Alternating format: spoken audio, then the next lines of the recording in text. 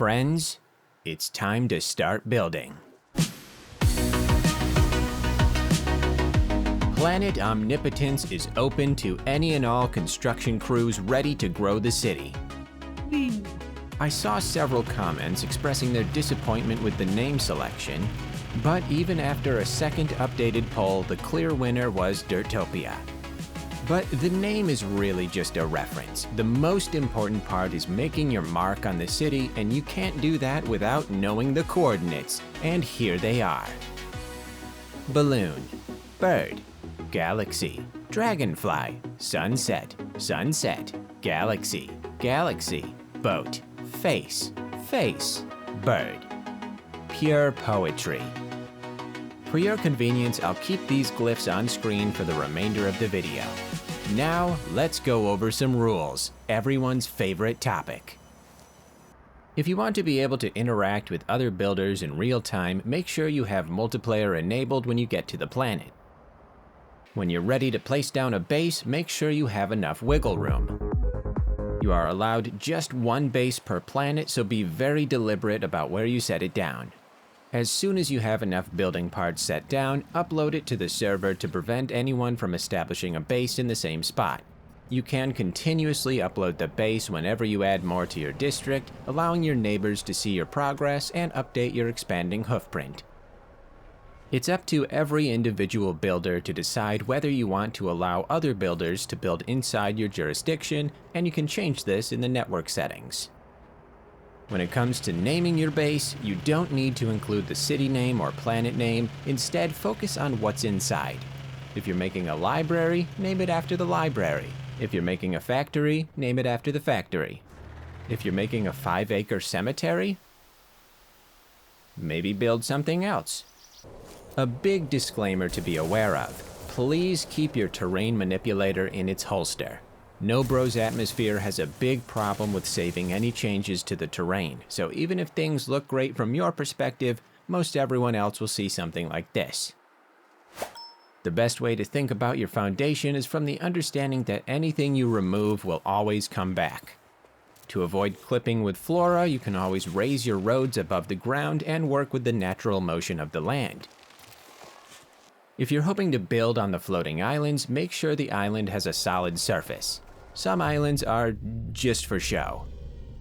Luckily, many of the islands are less than 200 units above the ground, so you can easily build on both areas without having to choose between one or the other. Stairs and ramps up to the islands can require a ton of resources, so I would recommend using short-range teleporters. This makes the journey instantaneous and will hopefully prevent any mid-air collisions. If you're arriving via the planet portal, you'll emerge directly into the Dirtopia Valley. You'll only have a short walk to reach the city center, where I'll be hard at work building my piece of the metropolitan puzzle. When you find a nice spot where you vibe with the landscaping, set down a base and get building. By that I mean start the process of building, not get a building and bring it to the planet against its will. I need to make sure all buildings are there willingly.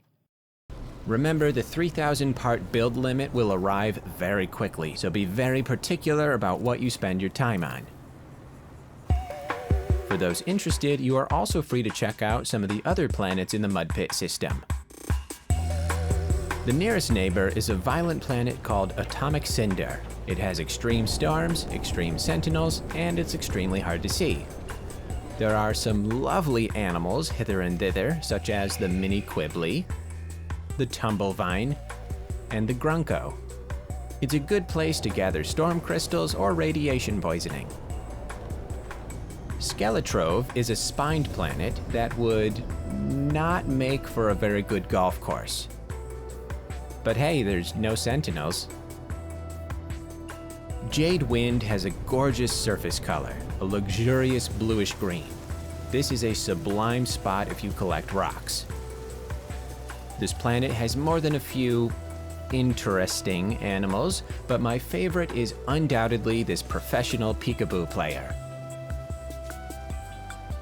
The only frozen planet is Pine.